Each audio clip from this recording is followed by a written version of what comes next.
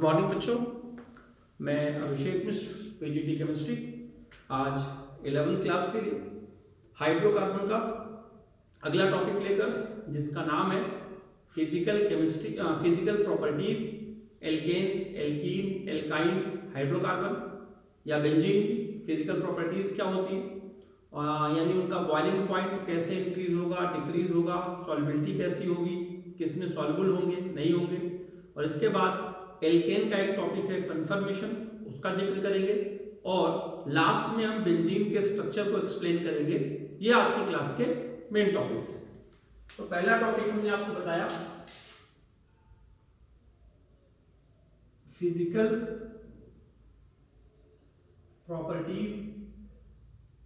दूसरी प्रॉपर्टी हमने दूसरा पॉइंट बताया टॉपिक आज का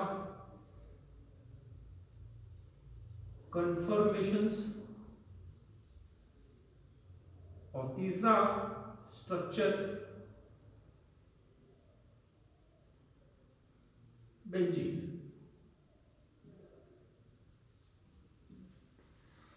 शुरुआत करते हैं पहले टॉपिक से, जिसका नाम है physical properties.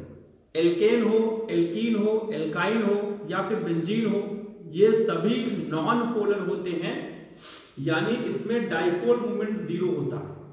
Dipole movement zero है, नॉन पोलर है, इसलिए ये वाटर में सॉल्युबल नहीं होंगे। क्यों? क्योंकि वाटर का डाइपोल मूवमेंट 1.86 डिवाई होता है, यानी उसमें पोलरिटी होती है।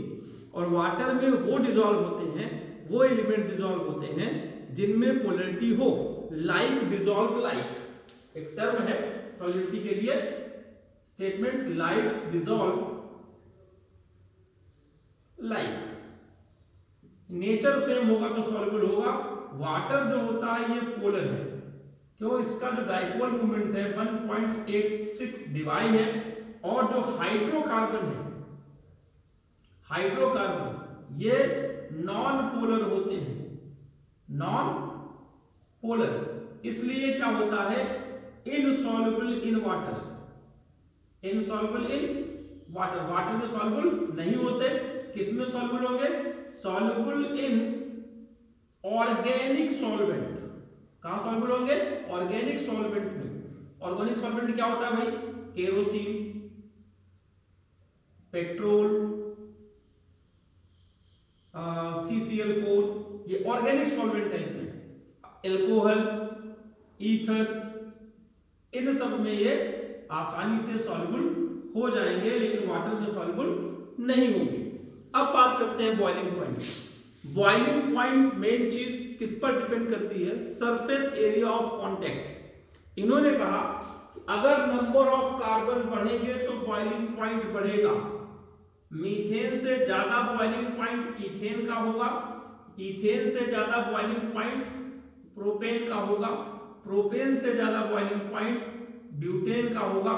यानी कार्बन बढ़ने के साथ साथ बॉइलिंग पॉइंट बढ़ता है। क्यों? क्योंकि सरफेस एरिया ऑफ कांटेक्ट बढ़ता है, मॉलिक्यूलर मास बढ़ता है। सरफेस एरिया ऑफ कांटेक्ट और मॉलिक्यूलर मास जब बढ़ेगा तो बॉइलिंग पॉइंट बढ़ेगा। ये इंपॉर्टेंट लाइन है। ये ऐसा एल्कीन में भी होगा, ऐसा नहीं हम सीबीसी के लिए कह रहे हैं। CH2 डबल बॉन्ड CH2 से ज्यादा बॉइलिंग पॉइंट होगा CH3CH डबल बॉन्ड CH2, इससे भी ज्यादा बॉइलिंग पॉइंट होगा CH। बॉइलिंग पॉइंट कार्बन के साथ बढ़ेगा, एल्काइन में भी सेम केस होगा। अब boiling point decreases on branching.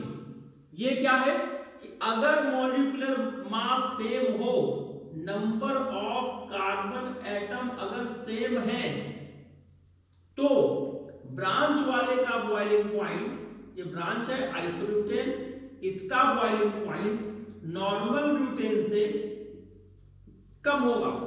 याद रखिएगा, दोनों में नंबर ऑफ कार्बन सेम है, यानी मॉलिक्यूलर मास सेम है। इसका बॉइलिंग पॉइंट क्यों कम होगा? क्योंकि जैसे ही ब्रांचिंग आती है, मॉलिक्यूल स्फेरिकल शेप एक्वायर करता है। कैसी शेप? स्फेरिकल। स्फेरिकल शेप का सरफेस एरिया ऑफ कांटेक्ट कम होता है, मिनिमम होता है, इसलिए इसका बॉइलिंग पॉइंट कम होगा, सरफेस एरिया ऑफ कांटेक्ट कम होगा और इसका बॉइलिंग पॉइंट ज्यादा।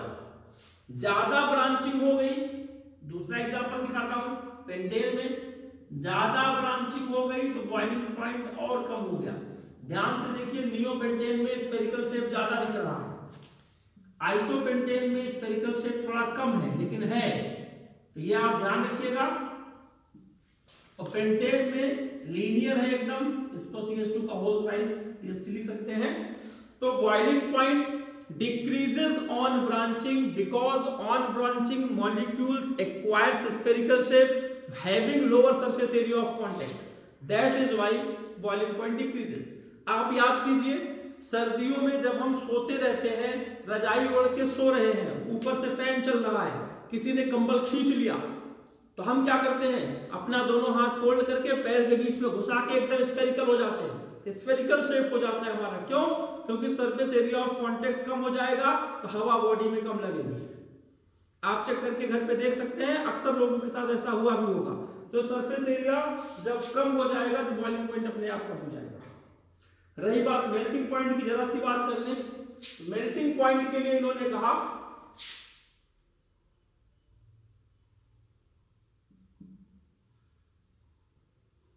एल्कीन में है, सॉरी पहले बॉइलिंग पॉइंट की बात करते हैं।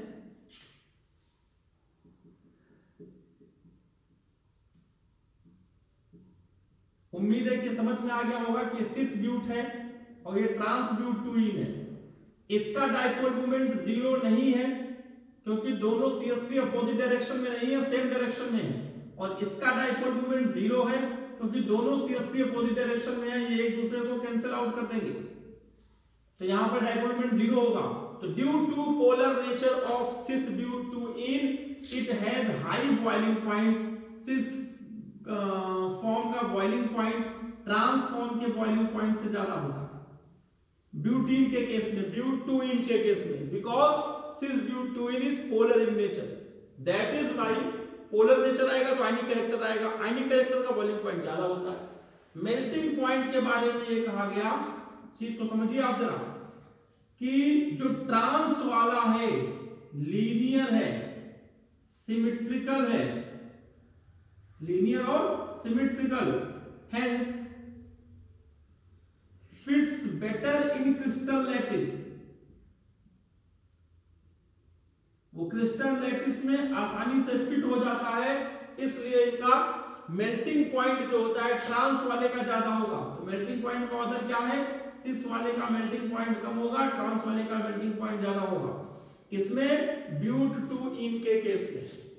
ये बॉइलिंग पॉइंट और मेल्टिंग पॉइंट का कॉन्सेप्ट आपको समझ में आ गया। एल्काइल में भी सेम ऑर्डर चलेगा बॉइलिंग पॉइंट का, सॉल्वेंटी का मैंने बता दिया। और बेंजीन आप देख लीजिएगा, और कलरलेस है, एरोमा है।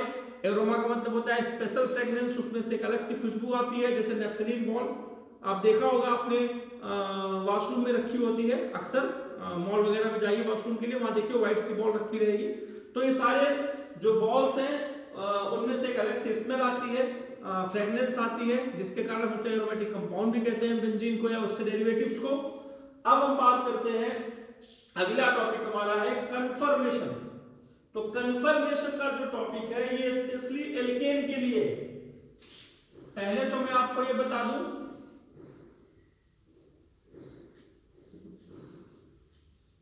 ये भी एक तरह का आइसोमर है जिसमें कंपाउंड्स का मॉलिक्यूलर फार्मूला, स्ट्रक्चर, फिजिकल और केमिकल प्रॉपर्टीज सब सेम होते हैं, बस उनकी पोजीशन स्पेस में अलग अलग होती है।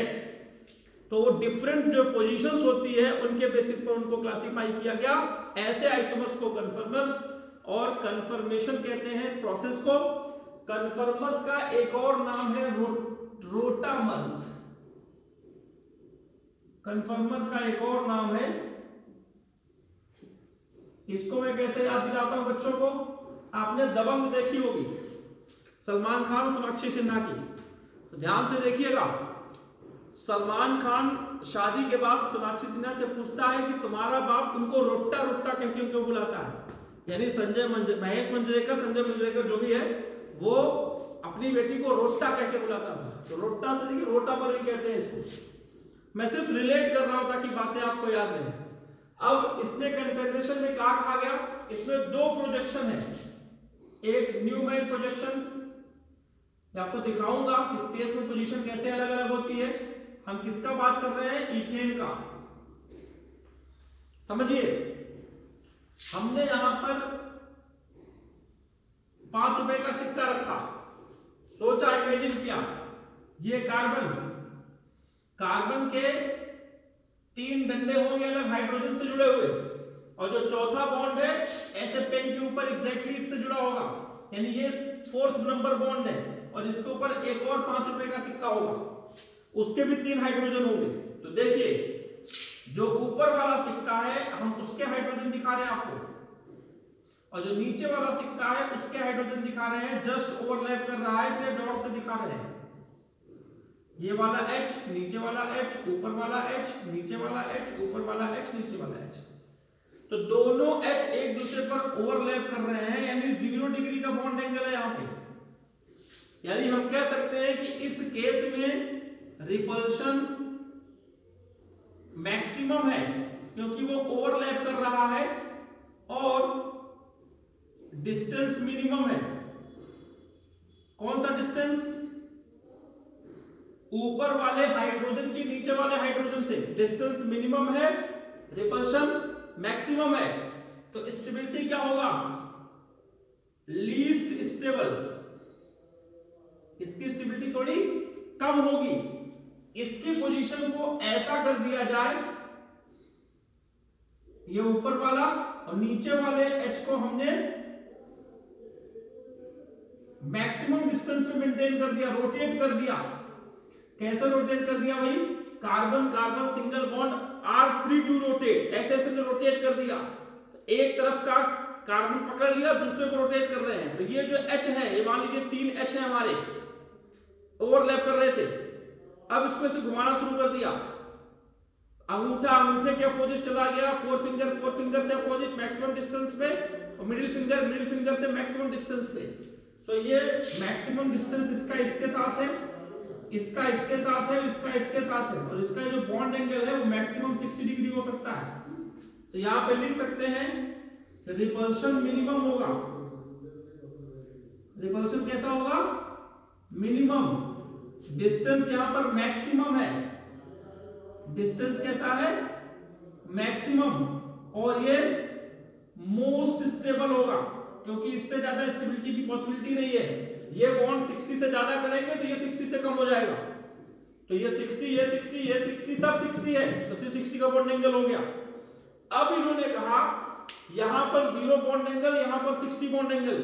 तो 0 से लेकर 60 तक कितने आइसोमर बन सकते हैं, कितने बॉन्ड एंगल हो सकते हैं? आपको पता है 0 से 60 इनफाइनाइट होंगे, 0 से 1 के बीच में इनफाइनाइट होते हैं। तो वो जो इनफाइनाइट पोजीशन है, जिसको हम कैसे भी दिखा सकते हैं, ये इनफाइनाइट पोजीशन जो है, यानी रिपल्शन यहां पर इससे तो कम हुआ लेकिन उससे ज्यादा है, इसको बोलते हैं स्क्यू या फिर गाउच फॉर्म, GAUCHE। स्क्यू या gauche form, number of infinite isomers formed between eclipsed and staggered form is called gauche form. ये आपका है एक्लिप्स फॉर्म, एक्लिप्स फॉर्म या आइसोमर। ये आपका है स्टैगर्ड या फिर एंटी स्टैगर्ड या फिर एंटी फॉर्म।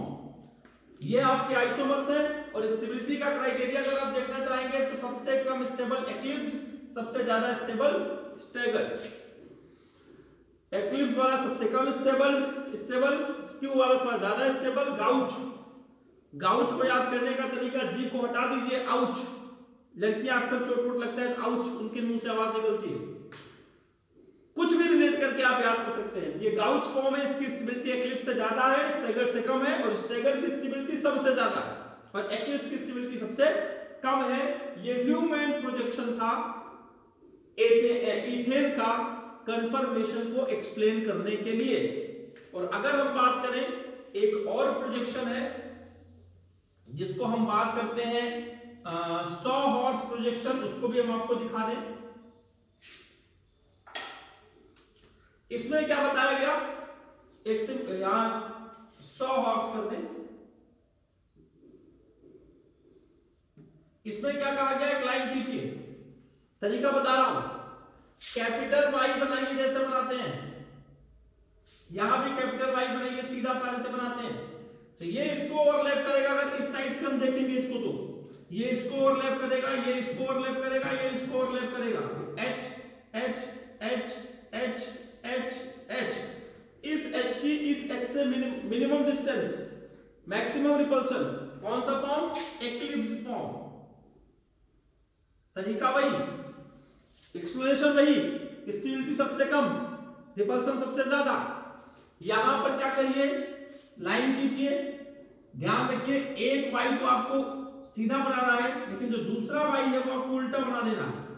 तो अब क्या होगा, ये इससे मैक्सिमम डिस्टेंस, इसका इससे मैक्सिमम डिस्टेंस, इसका इससे मैक्सिमम डिस्टेंस, जब डिस्टेंस मैक्सिमम हो गया तो वो रिपल्शन हो गया। अब मैं एक बात और बताता हूं, यहां पर बॉन्ड एंगल 0 होता है, मैंने बताया था, यहां पे 60 डिग्री का होता है, तो यहां पर बॉन्ड एंगल ज्यादा है तो रिपल्शन, बॉन्ड एंगल कम है तो रिपल्शन ज्यादा है, उस रिपल्शन के कारण स्टेबिलिटी कम हो गई, उस रिपल्शन को स्ट्रेन कहा गया, एंगल स्ट्रेन, एंगल स्ट्रेन ज्यादा होगा तो रिपल्शन ज्यादा होगा, स्टेबिलिटी कम होगी। यहां पे एंगल स्ट्रेन कम है, रिपल्शन, एंगल स्ट्रेन को टॉर्सनल स्ट्रेन भी कहते हैं, TORSIONAL, TORSIONAL, टॉर्सनल स्ट्रेन भी कहते हैं कि अगर रिपल्शन पास पास बॉन्ड है स्ट्रेन ज्यादा होगा, स्ट्रेन ज्यादा होगा तो स्टेबिलिटी अपने आप कम हो जाएगी। तो स्टेबिलिटी का क्राइटेरिया है इथेन के रेफरेंस में कि एक्लिप्स फॉर्म, गाउच फॉर्म और स्टैगर्ड फॉर्म में स्टेबिलिटी आप एक्सप्लेन कीजिए, कन्फर्मेशन की डेफिनेशन बताइए, रोटामर्स की, कन्फर्मर्स की डेफिनेशन बताइए, और टॉर्सनल स्ट्रेन को एक्सप्लेन कीजिए, और एक डाइहेड्रल एंगल होता है, जो मैंने एच और एच के बीच का एंगल दिखाया उसे डाइहेड्रल एंगल कहते हैं, इसको भी अपने नोट्स में आप शामिल कर लीजिए। तो ये हमारा पूरा एल्केन का कन्फर्मेशन वाला टॉपिक एक्सप्लेन हो गया। अब हम बात कर लेते हैं थोड़ा सा बेंजीन की। बेंजीन के बारे में मैं आपको बताना चाहूंगा, हमें पता है कि हम अलग अलग टॉपिक उठा रहे हैं, इसलिए कि आपका थोड़ा मन लगा रहे और एक दूसरे से कंफ्यूजन ना हो। यह है आपका बेंजीन का स्ट्रक्चर, इसको मैंने हल्का सा इस तरीके से दिखा दिया। दूसरा स्ट्रक्चर मैंने कहा था बॉन्ड का डिस्प्लेसमेंट हुआ, स्ट्रक्चर तो वही है, बस बॉन्ड की पोजीशन चेंज हो गई, और इसी को मैंने ऐसे कहा था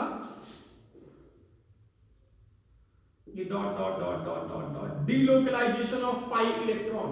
याद रखिएगा बेंजीन में 6 पाई इलेक्ट्रॉन होते हैं, 2 पाई 2 पाई 2 पाई। पाई बॉन्ड एक होगा तो इलेक्ट्रॉन उसमें 2 होंगे, क्योंकि एक सिंगल बॉन्ड का मतलब 2 इलेक्ट्रॉन होता है, ये समझिएगा। अब ये समझिए ये केकुले स्ट्रक्चर था, इन्होंने सपने में देखा था कि 2 सांप एक दूसरे को खा रहे हैं, इसके हिसाब से इन्होंने बेंजीन का स्ट्रक्चर इमेजिन किया था। बाय चांस उनकी बात सही हो गई, और एरोमेटाइजेशन का कॉन्सेप्ट था कि डीलोकलाइजेशन ऑफ पाई इलेक्ट्रॉन हो रहा है, यहाँ पे रेजोनेंस है, इसके लिए यहाँ पर स्टेबिलिटी ज्यादा होती है, हाईली स्टेबल होते हैं। यहाँ पे एडिशन रिएक्शन नॉर्मल कंडीशन में नहीं होती because of resonance, delocalisation of pi electron which makes the benzene ring extra stable। ये बात आपको समझनी पड़ेगी। इसको जरा मैं ऑर्बिटल ओवरलैप डायग्राम में दिखाता हूं, केवल पाई बॉन्ड को, ये आपका p ऑर्बिटल है, आप परेशान मत होइएगा, पहले मैं ऑर्बिटल दिखा देता हूं। यहां बॉन्ड है जिसको ओवरलैप करा दीजिए, फिर अल्टरनेट पोजीशन पर इसको ओवरलैप करा दीजिए, ये हो गया इसका स्ट्रक्चर। दूसरा वाला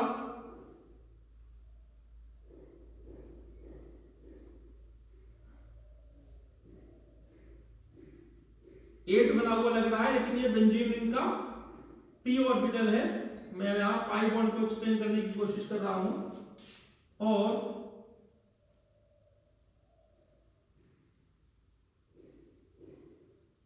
p ऑर्बिटल यहां पे dot dot dot dot dot dot क्यों दिखा रहे हैं भाई, क्योंकि डीलोकलाइजेशन ऑफ पाई इलेक्ट्रॉन है।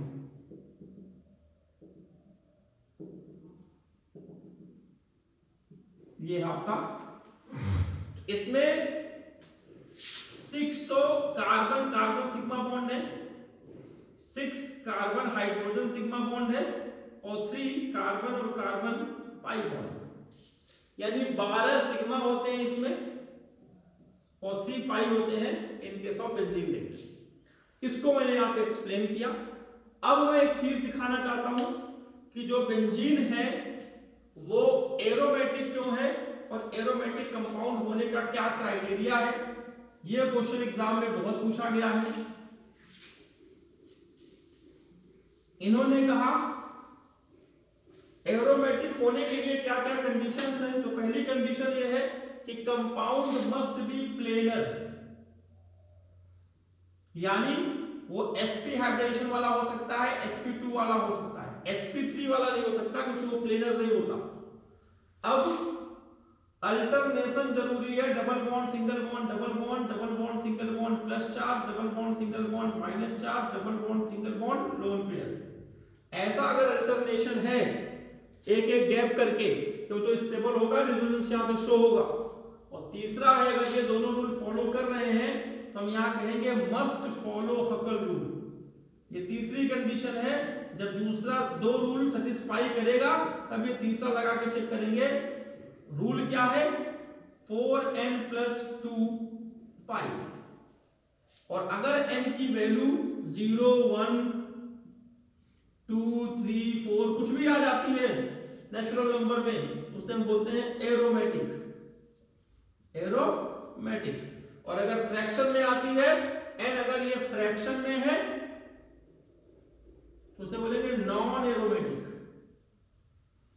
इसी को मैं आपको जरा एक्सप्लेन करना चाहता हूं कि हकेल रूल कब लगाएंगे और कब नहीं लगाएंगे। ध्यान से देखिए, ये कंपाउंड आपका प्लेनर है, sp2 हाइब्रिडाइजेशन है, बट यहां पर क्या क्या सिचुएशन है वो देखिए। प्लेनर भी है, अल्टरनेट वाली बॉन्ड भी है। तो यहां पर देखिए 4 पाई इलेक्ट्रॉन है, ये 2 पाई इसमें 2 पाई इसमें। अब मैं n की वैल्यू फाइंड आउट करनी है। 4n + 2 पाई = 4 पाई, 4 पाई इलेक्ट्रॉन, पाई से पाई कट गया। 4n = 4 - 2, n = 2/4 = 1/2। फ्रैक्शन में आ गया, ये नॉन एरोमेटिक है। ये आप चेक कर लीजिएगा जरा। प्लेनर चेक करेंगे पहले, अगर ऐसा है अल्टरनेशन चेक करेंगे, उसके बाद हकेल रूल लगाएंगे। कभी कभी क्या ऐसा होता है कंपाउंड ऐसे दे दिया तो चेक करिए, यहां ये प्लेनर नहीं है, sp3 हाइब्रिडाइजेशन है तो नॉन प्लेनर, हकेल रूल लगाने की जरूरत ही नहीं है, तो नॉन एरोमेटिक हो गया। ये आपको अपने आप समझना है। कभी कभी ऐसे पेपर में आ जाता है, ये लो यहां और यहां चेक कर लो sp3 हाइब्रिडेशन है, ये भी नॉन प्लेनर हो गया। तो ये आपको समझना पड़ेगा कहां पर प्लेनर है कहां पर प्लेनर नहीं है। अगर प्लेनर ही नहीं है तो हकेल रूल हटाने लगाने की जरूरत ही नहीं है। एक ऐसे आता है पेपर में,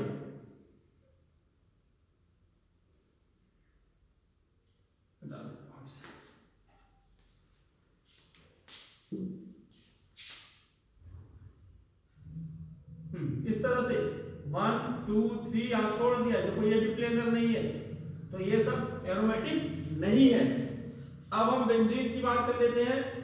बेंजीन में एरोमेटिसिटी कैसे आएगी, प्लेनर है, 6 पाई इलेक्ट्रॉन सिस्टम है, 4n + 2 पाई = 6 पाई, 6 पाई से पाई कट जाएगा, 4n = 6 - 2 = 4, तो फिर n = हो जाएगा 4/4 = 1, तो 1 आ गया। तो बेंजीन को क्या मान लेंगे हम, एरोमेटिक। इस तरीके से हम देखेंगे।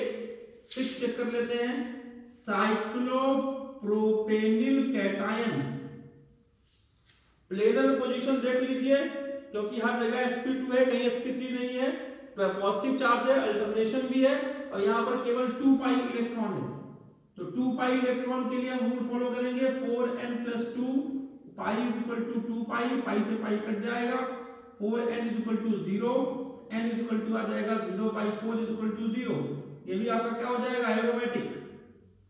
0 के लिए एरोमेटिक माना गया। एक दिखा देता हूं, 7 यहां पे नेगेटिव चार्ज, साइक्लोपेंटाडाइइनिल लिख देता हूं, साइक्लो पेंटा डाइइनिल एनायन। कितने पाई है देखो 6 पाई इलेक्ट्रॉन। कैसे 2 पाई और नेगेटिव चार्ज में 2 पाई होते हैं, पॉजिटिव में नहीं होता लेकिन नेगेटिव में होते हैं, 2 इलेक्ट्रॉन से नेगेटिव चार्ज बनता है। अब ये क्या हो जाएगा, ये भी 6 पाई इलेक्ट्रॉन आ गया, तो 6 पाई को तो एरोमेटिक हम मानते हैं, बेंजीन वाला चेक करके देख लीजिए। यानी प्लेनर और अल्टरनेशन देखने के बाद हमें यही रूल अप्लाई करना है, हकेल रूल, की वो एरोमेटिक है या नहीं है। अगर कंपाउंड प्लेनर ही नहीं है तो हकेल रूल लगाने की जरूरत नहीं है। इस बात को समझिए आप। यानी हम कह सकते हैं 2 पाई के बाद आ जाएगा 6 पाई, 10 पाई, 14 पाई, ये सब कंपाउंड एरोमेटिक होंगे। और 4 पाई, 8 पाई, 12 पाई, ये सारे कंपाउंड कैसे होंगे, नॉन एरोमेटिक। आपको मैं बताऊं, ये ग्रेजुएशन वगैरह में पूछा जाता है, साइक्लोपेंटाडाइइनिल एनायन एरोमेटिक है लेकिन कैटायन नहीं है, तो कैटायन वाले में यहाँ प्लस आ जाएगा, 4 पाई हो जाएगा, और 4 पाई आपका एरोमेटिक नहीं होता, प्लस चार्ज पर इलेक्ट्रॉन नहीं होंगे। तो ये 2 पाई और 2 पाई इलेक्ट्रॉन, 4 पाई इलेक्ट्रॉन हुआ। इसे 2 पाई बॉन्ड मत समझिएगा, पाई इलेक्ट्रॉन, बॉन्ड तो एक ही है, पाई बॉन्ड, 2 पाई बॉन्ड है, एक पाई बॉन्ड में 2 इलेक्ट्रॉन, तो 2 पाई बॉन्ड में 4 इलेक्ट्रॉन, इसलिए यहां पर 4 इलेक्ट्रॉन है और 2 है, 6 पाई इलेक्ट्रॉन कहा गया। क्लियर, ये बात समझिएगा। इस तरीके से हम एक्सप्लेन कर सकते हैं कि कौन सा कंपाउंड एरोमेटिक है, कौन सा कंपाउंड नहीं है, एरोमा क्या होता है, स्पेशल फ्रेग्रेंस को एरोमा कहते हैं, बेंजीन रिंग एक्स्ट्रा स्टेबल क्यों है, उसमें एडिशन रिएक्शन नॉर्मल कंडीशन में नहीं हो सकती, ये सब बातें हमने एक्सप्लेन की। जाते जाते एक और चीज मुझे समझ में आ रही है, उसका मैं डिस्कशन कर देता हूं आपके साथ। कभी कभी हाइड्रोकार्बन में, स्पेशली एल्केन में, प्राइमरी कार्बन, सेकेंडरी कार्बन और टर्सरी कार्बन फाइंड आउट करने के लिए आता है। तो मैं एक कॉम्प्लिकेटेड स्ट्रक्चर देखता हूं, CH3 CH, CH3 C, CH3 CH3, CH2 CH2 CH, CH3 CH3। 1 degree carbon कितने हैं, 2 डिग्री कार्बन कितने हैं, 3 डिग्री कार्बन कितने हैं, 4 डिग्री कार्बन कितने हैं, आप ये समझिए। उसके बाद 1 डिग्री हाइड्रोजन कितना है, 1 डिग्री 2 डिग्री हाइड्रोजन कितना है, 3 डिग्री हाइड्रोजन कितना है, 4 डिग्री हाइड्रोजन कितना है। अब मेरी बात ध्यान से समझिए, 1 डिग्री कार्बन उस कार्बन को कहते हैं जो केवल एक ही कार्बन से डायरेक्टली जुड़ा हुआ हो।